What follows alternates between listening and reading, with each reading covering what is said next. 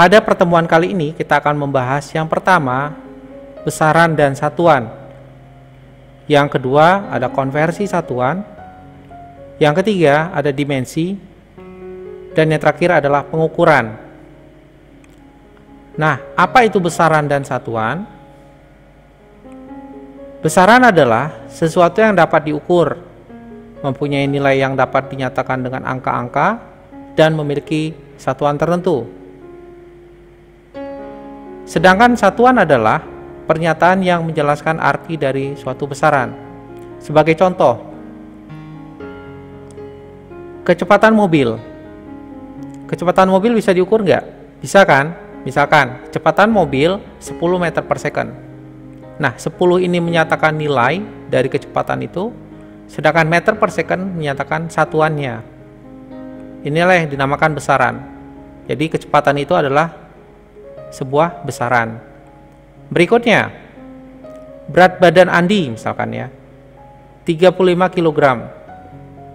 Nah, berat itu bisa diukur nggak? Bisa kan?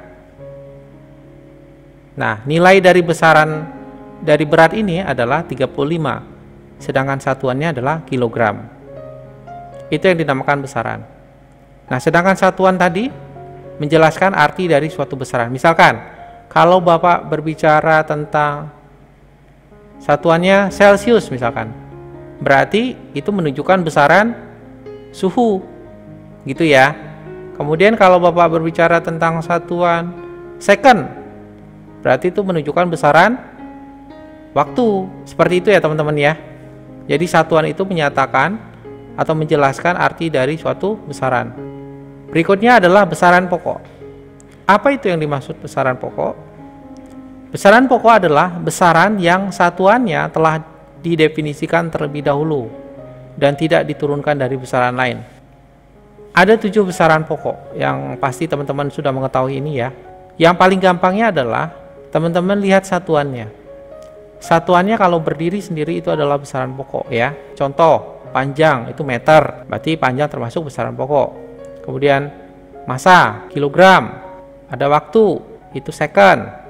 Kemudian arus listrik, satuannya ampere. Suhu, Kelvin. Jadi satuannya ini berdiri sendiri ya teman-teman ya. Kemudian ada intensitas cahaya, kandela. Kemudian jumlah zat, mol. Nah, lambangnya teman-teman bisa lihat di situ. Untuk panjang L, massa M, waktu T, arus listrik I, suhu T, intensitas cahaya I, dan jumlah zat N. Nah, untuk lambang satuannya teman-teman bisa lihat juga di situ ya. Untuk meter itu M, kilogram Kg, second S, ampere A, Kelvin K, kandela CD, mol mol. Ini adalah besaran pokok. Nah, besaran turunan, apa itu besaran turunan? Besaran turunan adalah besaran yang satuannya diturunkan dari besaran pokok. Ini ada beberapa besaran turunan. Nah, gampangnya teman-teman lihat satuannya. Kalau satuan untuk besaran turunan itu tidak berdiri sendiri. Contoh, luas ada meter persegi, volume meter kubik, massa jenis kilogram per meter kubik. Jadi satuannya tidak berdiri sendiri ya teman-teman ya. Nah, untuk luas itu diturunkan dari besaran pokok, yaitu panjang. Dari mana tahu panjang? Dari rumusnya panjang kali lebar. Kalau volume itu diturunkan dari besaran pokok apa? Panjang gitu ya teman-teman ya. Kemudian massa jenis diturunkan dari besaran pokok apa? Massa. Kecepatan diturunkan dari besaran pokok apa? Perpindahan atau waktu. Boleh ya. Kemudian untuk percepatan itu diturunkan dari besaran pokok apa? Waktu gitu ya. Itulah mengapa besaran turunan itu adalah besaran yang diturunkan dari besaran pokok. Dan masih ada beberapa di situ teman-teman bisa lihat ya. Nah, berikutnya konversi satuan. Konversi satuan itu adalah mengubah nilai suatu sistem satuan ke nilai satuan lain dengan tidak pernah mengubah nilai dari suatu besaran.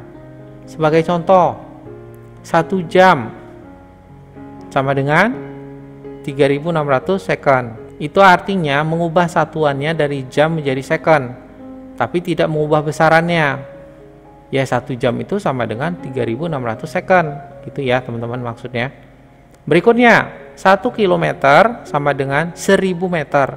dari satuan kilometer ke meter, tetapi tidak mengubah nilai dari besaran tersebut. Ya 1 kilometer sama dengan 1000 meter gitu ya teman-teman ya. Itu yang dinamakan konversi satuan. Untuk contoh konversi satuan lainnya, teman-teman bisa lihat pada tabel berikut ini teman-teman. Contoh konversi satuan panjang, 1 hektar sama dengan 10 pangkat 3 meter persegi atau 1000 meter persegi. Kemudian ada 1 inci sama dengan 2,54 cm. Sedangkan untuk konversi satuan massa, misalkan 1 ton sama dengan 1000 kg. Ada juga 1 gram sama dengan 10 pangkat min 3 kg atau 1 gram sama dengan 1/1000 kg. Sedangkan untuk konversi satuan waktu, misalkan 1 jam sama dengan 3600 second. 1 hari itu sama dengan 86.400 second. Kemudian untuk konversi satuan yang lain bisa dilihat di sini ya teman-teman ya. Ini untuk konversi satuan laju. Itu 1 mil per hours sama dengan 1,609 km per hours atau sama dengan 0,447 meter per second. Kemudian ada konversi satuan sudut, gaya, dan energi. Itulah konversi satuan, dan masih ada yang lainnya teman-teman ya. Yang berikutnya kita bahas tentang dimensi. Apa itu dimensi? Dimensi adalah suatu besaran menunjukkan cara besaran itu tersusun dari besaran-besaran pokok. Nah, ada 7 besaran pokok. Pertama panjang. Panjang satuannya meter. Nah, kalau satuannya meter maka dimensinya L. Kemudian massa, satuannya kilogram. Dimensi dari massa ini adalah M. Kemudian ada waktu, second. Dimensi dari second ini adalah T. Kemudian ada kuat arus listrik, satuannya adalah ampere. Dimensi dari ampere ini adalah I. Kemudian ada suhu, satuannya adalah Kelvin. Dimensi dari Kelvin ini adalah theta. Kemudian ada intensitas cahaya, satuannya adalah kandela. Dimensinya adalah J. Kemudian ada jumlah zat, satuannya adalah mol. Dimensinya adalah N. Nah, contohnya sebagai berikut. Tentukan dimensi dari A, gaya, B, usaha, C, momentum, D, tekanan, E, energi potensial, F, daya, G, impuls, H, energi kinetik, I, percepatan, J, kecepatan, K, massa jenis. Untuk membahas ini, data yang kita peroleh adalah bahwa untuk kilogram itu dimensi adalah M, meter itu dimensi adalah L, kemudian kalau second itu dimensi adalah T. Kemudian untuk yang ditanyakan A, F, B, W, C, P, D, P, E, EP, F, P, G, I, H, EK, I, A, J, V, K, Rho. Ini adalah simbol dari pertanyaan itu. Ya. Nah, untuk misalkan ini, pertama kita harus tahu dulu untuk gaya itu simbolnya F dan rumusnya adalah F sama dengan M kali A. M adalah massa, A adalah percepatan. Setelah kita tahu rumusnya, kita tentukan satuannya. F sama dengan kilogram, massa itu satuan kilogram, percepatan satuannya adalah meter per second kuadrat. Nah, dari satuan ini kita jabarkan dalam dimensi. Atau supaya tidak seper, kita buat dulu menjadi kilogram meter second pangkat min 2, karena dia naik jadi min 2. Baru kita ubah ke dimensinya menjadi kilogram itu M, meter itu L, dan second itu adalah T, karena pangkat min 2 jadi T min 2. Berikutnya untuk usaha itu simbolnya W.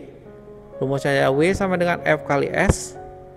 F tidak lain adalah gaya tadi, yaitu satuannya adalah kilogram meter S pangkat min 2. Ini dari yang A tadi, kali S itu adalah jarak meter M. Kemudian kita sederhanakan W sama dengan kilogram, M nya pangkat 2 kali S nya pangkat min 2. Baru kita tentukan dimensinya menjadi ML kuadrat T min 2. Berikutnya yang C, momentum. Momentum itu simbolnya adalah P. P sama dengan M kali V. M itu adalah massa, V itu adalah kecepatan. Kita tentukan satuannya. P sama dengan kilogram kali meter per second. Karena kecepatan itu satuannya meter per second. Kemudian supaya tidak seper berarti kilogram meter kali S pangkat min 1. Karena S nya tadi seper, jadi supaya nggak seper jadi pangkat min 1. Kita jadiin dimensinya menjadi MLT pangkat min 1. Berikutnya adalah tekanan. Tekanan juga simbolnya P sama dengan F per A. F itu adalah gaya, A itu adalah luas. Nah, kita tekan satuannya. Gaya itu bisa kita dapatkan dari yang A tadi, kilogram meter S pangkat min 2 per luas itu adalah satuannya adalah meter kuadrat. Kita sederhanakan, kilogram kali S pangkat min 2 per M pangkat 1. Supaya nggak seper berarti kilogram M pangkat min 1 S pangkat min 2. Baru tentukan dimensinya menjadi M L pangkat min 1 T pangkat min 2. Berikutnya adalah yang E, energi potensial. Simbolnya adalah EP sama dengan M kali G kali H. M itu adalah massa, G itu adalah gravitasi, H itu adalah ketinggian. Kita tentukan satuannya. EP sama dengan kilogram. Satuan dari gravitasi adalah meter per second kuadrat kali M, ketinggian itu meter. Kemudian kita sederhanakan, energi potensial sama dengan kilogram meter kuadrat per second kuadrat. Supaya nggak seper menjadi EP sama dengan kilogram M pangkat 2 kali S pangkat min 2. Tentukan dimensinya M L pangkat 2 T pangkat min 2. Berikutnya yang F, daya. Daya juga simbolnya adalah P sama dengan W per T. W itu adalah usaha, T adalah waktu. Nah, usaha itu bisa kita lihat di bagian B tadi. Satuannya adalah kilogram meter pangkat 2 kali S pangkat min 2 per S, waktu S. Kita sederhanakan, P sama dengan kilogram M pangkat 2 kali S pangkat min 3. Dimensinya menjadi M L pangkat 2 T pangkat min 3. Berikutnya G, yaitu impuls.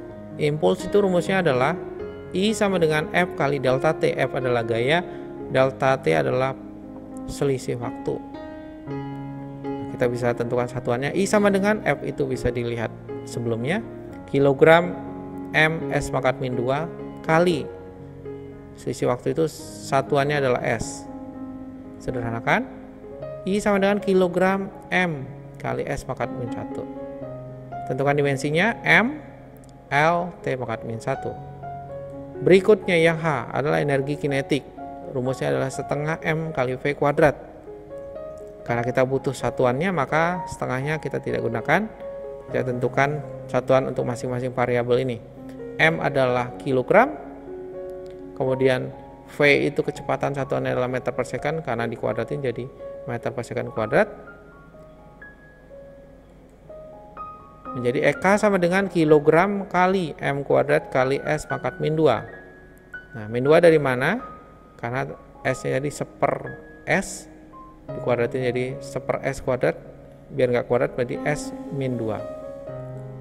Dimensinya menjadi M L kuadrat kali T min 2.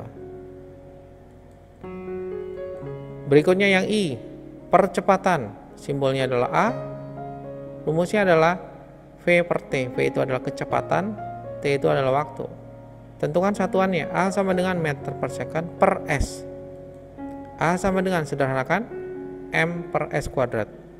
Supaya nggak seper berarti A sama dengan M kali S pangkat min 2. Dimensinya menjadi meter itu tadi dimensinya L, second tadi dimensinya T, berarti L T min 2. Yang J, kecepatan.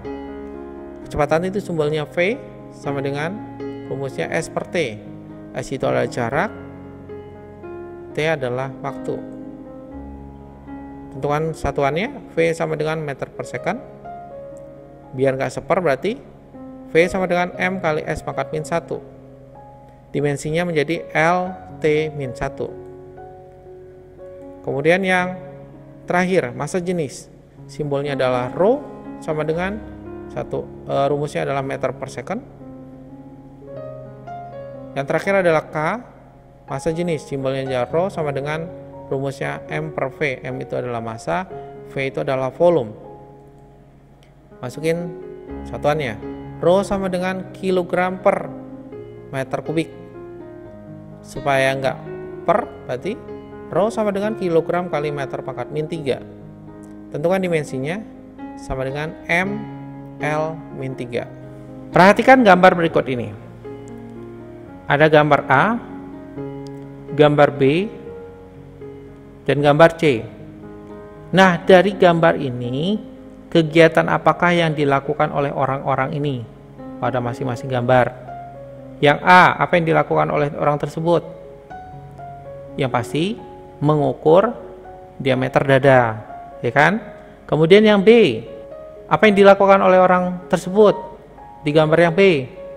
Yang dilakukan adalah menimbang sebuah berat benda.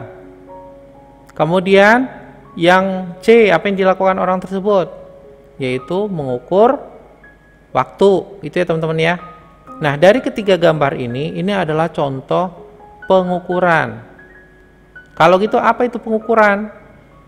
Pengukuran adalah membandingkan sesuatu yang diukur dengan alat yang digunakan sebagai acuan atau patokan standar. Misalkan seperti ini. Ini ada kayu. Diukur menggunakan penggaris. Berarti yang sebagai bahan yang akan diukur adalah ya kayu. Kemudian sebagai acuannya apa? Penggaris. Itu ya teman-teman yang dimaksud pengukuran. Ada beberapa hal yang perlu diperhatikan dalam melakukan pengukuran. Yang pertama, ketelitian atau presisi. Jadi ketika teman-teman melakukan pengukuran, dilakukan secara teliti atau diusahakan seteliti mungkin. Kemudian yang berikutnya adalah ketepatan atau akurasi. Jadi dalam pengukuran itu harus benar-benar tepat, tidak sembarangan. Kemudian sensitivitas atau kepekaan. Jadi kepekaan ini artinya kemampuan teman-teman ketika menanggapi perubahan hasil pengukuran. Itu namanya kepekaan.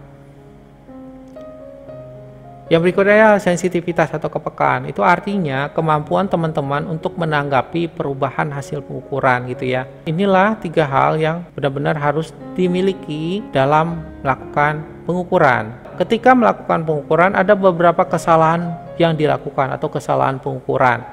Yang pertama ada namanya kesalahan sistematis. Kesalahan sistematis ini terdiri dari kesalahan pengamatan. Jadi ketika teman-teman mengamati itu apakah benar-benar pas atau tidak. Nah, biasanya itu akibat kesalahan paralak atau kesalahan mata kita dalam melihat hasil pengukuran. Yang kedua, kesalahan yang berhubungan dengan alat ukur.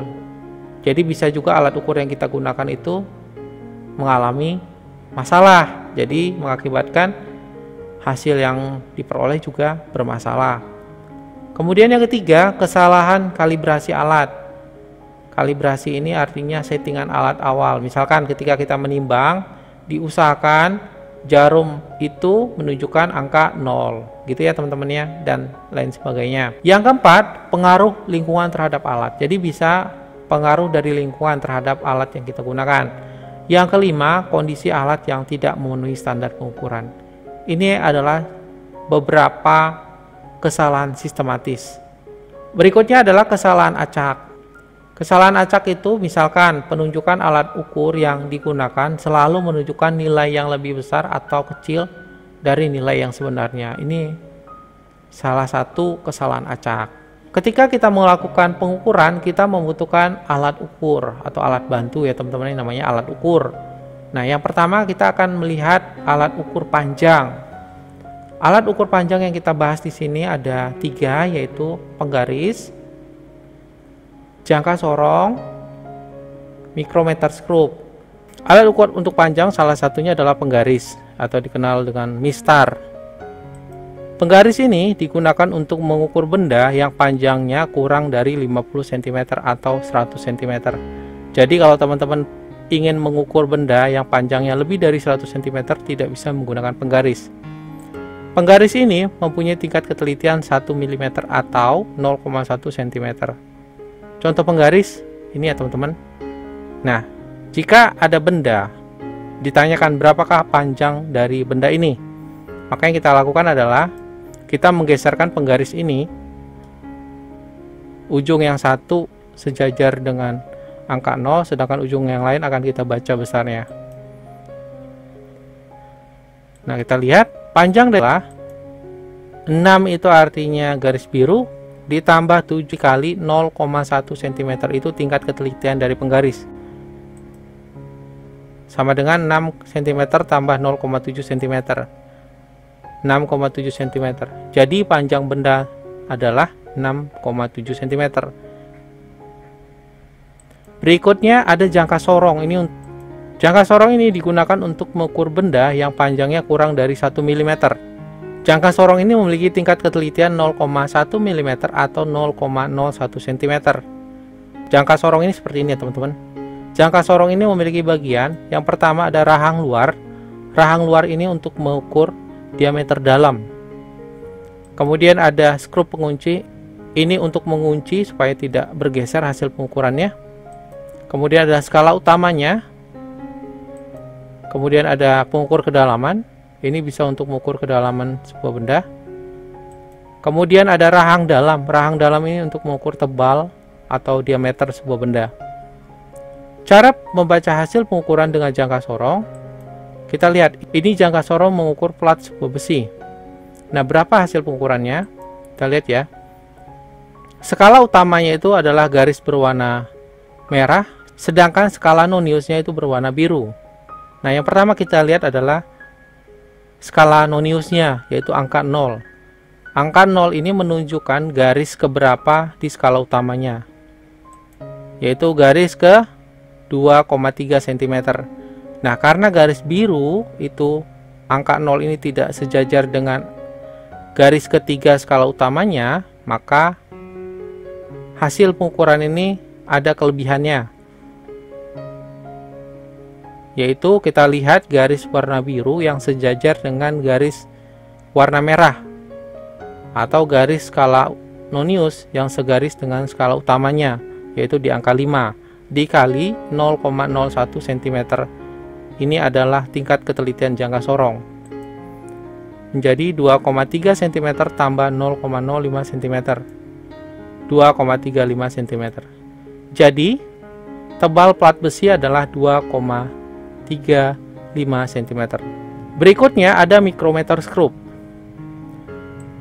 Mikrometer skrup ini digunakan untuk mengukur benda yang panjangnya kurang dari 0,1 mm.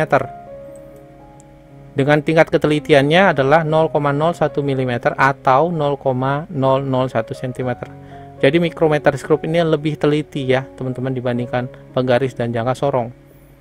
Nah, contoh mikrometer skrup seperti ini. Mikrometer skrup ini memiliki bagian yang pertama rahang tetap.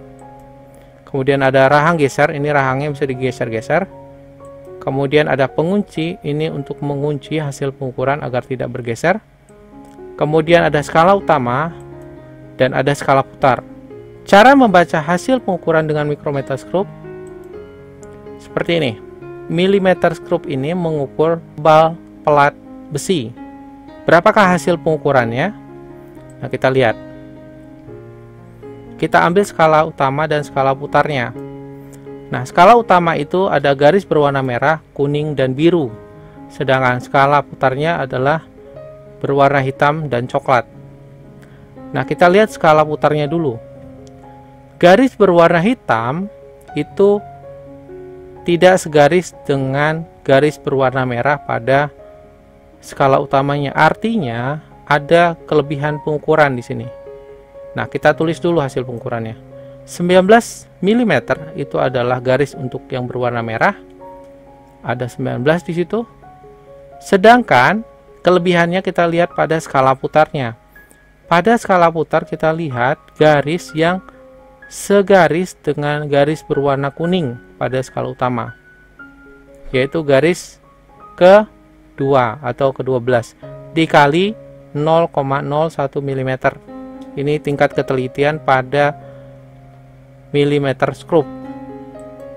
Menjadi 19 mm tambah 0,12 mm. 19,12 mm.